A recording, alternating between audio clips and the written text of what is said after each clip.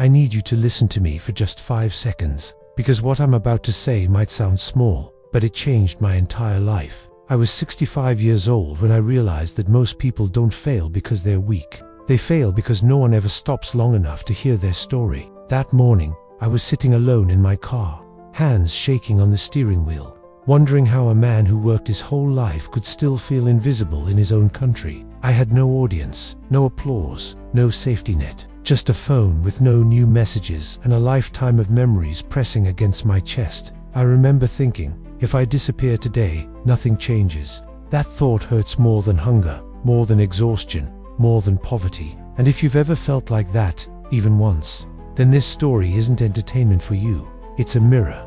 Asterisk, I was born into a version of America that doesn't make it into the movies. There were no speeches telling me I could be anything I wanted. No adults explaining how the system worked. What I learned came from watching my father come home tired, his hands cracked and swollen, his dreams locked behind a silence he never broke. We didn't talk about fear, we lived inside it. I learned early that asking questions made people uncomfortable, and hoping out loud made you look foolish. By the time I was a teenager, I already understood that life would not meet me halfway. I took jobs that broke my body before they paid my bills. I learned how to smile at people who looked through me, not at me. And slowly, without realizing it, I started shrinking myself just to survive.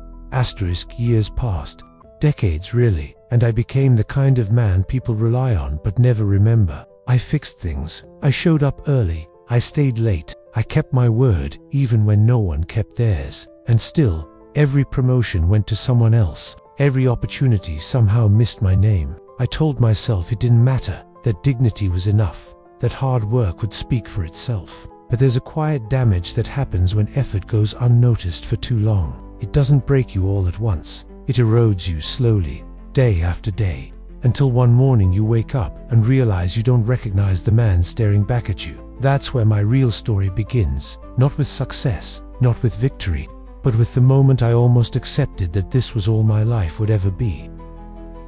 There was a night, not dramatic, not loud, but heavy in a way only silence can be. I had just finished another long shift, my back aching, my knees stiff, my mind tired of pretending everything was fine. I sat at the small kitchen table, the same one I'd eaten at for years, staring at a plate of food that had already gone cold. The house felt empty even when it wasn't. That's when a thought crossed my mind that scared me more than any bill, more than any insult I'd swallowed over the years. I thought, maybe this is it. Maybe this is as far as I go.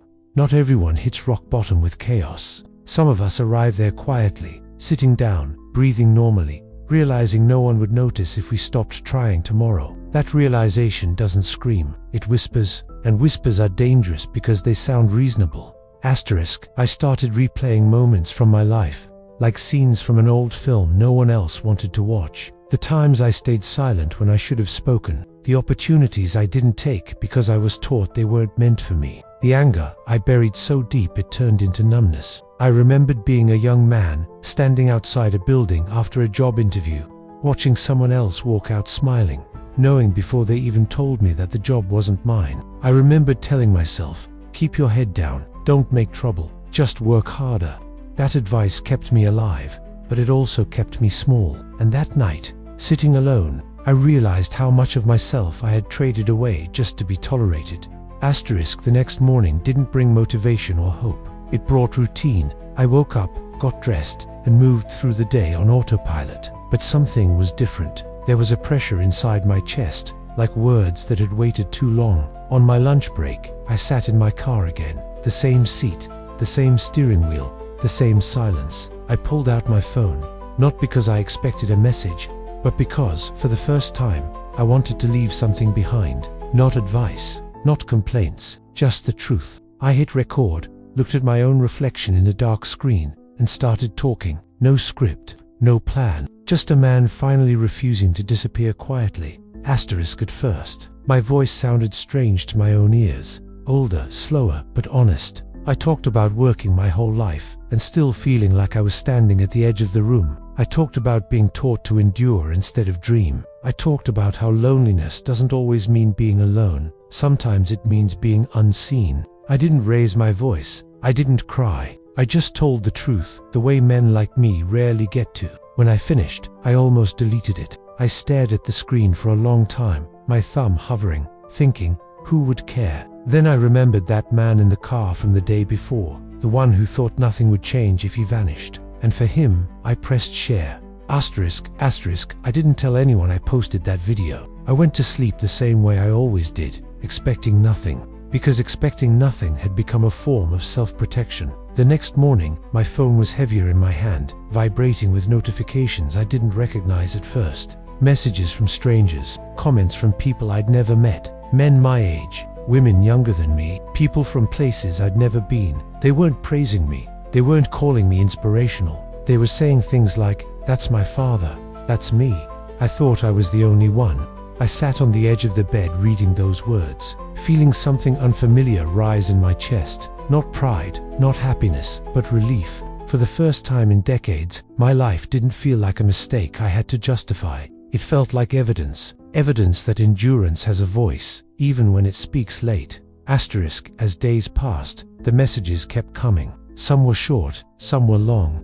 Some were written at 3 in the morning by people who couldn't sleep because their thoughts sounded too much like mine. I realized something important then.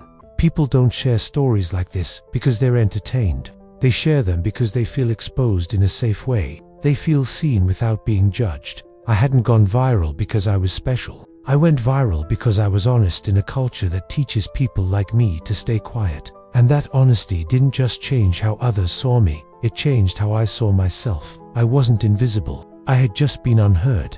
Asterisk, I started recording more, not to build an audience, but to leave a trail. I talked about the nights no one claps for you, the years when progress looks like survival, the moments when quitting feels logical and hope feels irresponsible. And every time I spoke, someone listened, not millions at first, sometimes just one person. But one person is enough to change a life, when that life is hanging by a thread. I understood then that success doesn't always mean climbing higher. Sometimes it means standing still long enough to tell the truth, so others don't feel alone on the way up. Asterisk, this story doesn't end with me, rich, famous, or celebrated. It ends with something rarer. It ends with a man who stopped measuring his worth by how loud the world applauded and started measuring it by how deeply his truth reached. If you're listening to this and you feel forgotten, overlooked, or late to your own life, remember this: the moment you decide not to disappear quietly is the moment everything changes, even if no one sees it right away. And that moment might be closer than you think. After a while, I stopped checking the numbers. Views go up, views go down, and I learned that numbers can distract you from what really matters. What stayed with me were the messages I never expected to carry. A man told me he called his father for the first time in years after hearing my story. A woman said she played my words for her husband in the hospital because he thought his life had already passed him by. A young man wrote that he saved the video because it reminded him not to give up on himself too early. That's when I understood something most people never do. Sometimes your purpose doesn't look like success, it looks like service. Not loud service, quiet service. The kind that reaches people in the moments they don't talk about. Asterisk, I'm still the same man. I still wake up early. My body still hurts. My life didn't magically transform into something easy, but I walk differently now. Slower, yes, but straighter. I know that my story mattered not because it was extraordinary, but because it was real. America is full of people like me, walking around with entire lifetimes inside them, thinking it's too late to speak. It isn't. It never was. If this story reached you, then maybe it's because you needed to hear that being unseen doesn't mean being unimportant. And if you share this with someone you love, maybe it's because you recognize their silence in my voice. That's how stories live on, not by being finished, but by being passed forward. Asterisk. This is the kind of ending that doesn't ask for applause, only for reflection. I don't know who you are, or where you're listening from, but I know this much: if you stayed until now, it's because some part of this story touched something you rarely talk about. Maybe you saw your father in my words. Maybe you saw yourself. Maybe you realized that the quiet people around you are carrying more weight than they ever show. If there's one thing my life taught me, it's this: your story doesn't lose value because it took longer to tell. It gains weight. And sometimes, the most powerful thing a person can do isn't to win, or to be seen, or to prove anything at all. Sometimes, the most powerful thing is simply to speak, so someone else doesn't feel alone. If this story meant something to you, don't keep it, pass it on. That's how it stays alive.